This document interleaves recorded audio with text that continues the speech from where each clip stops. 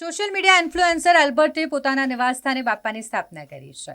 ગણેશોત્સવની ઉજવણી દરેક લોકો કરી રહ્યા છે. તેવામાં એલ્બર્ટ અને પરિવાર દ્વારા પોતાના ઘરે બાપ્પાની સ્થાપના કરવામાં આવી છે. બાપ્પાને પૂજા અર્ચના અને પ્રાર્થના તેઓ કરી રહ્યા છે. તેમની આ ડેકોરેશનની થીમ શું છે અને તેઓએ મૂર્તિ કઈ રીતે બનાવડાવી છે તેની સંપૂર્ણ માહિતી તેઓએ જ આપી છે.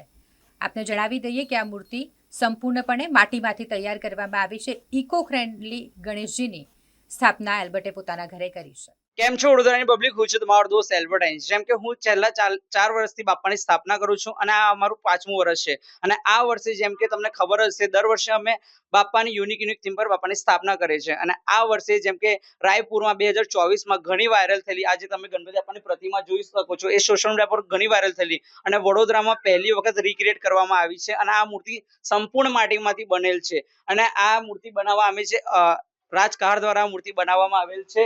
અને આ જેમ કે તમે શિંગાર જોઈ શકો છો, આ દર્શનાબેન દ્વારા આ શિંગાર કરવામાં આવ્યો છે.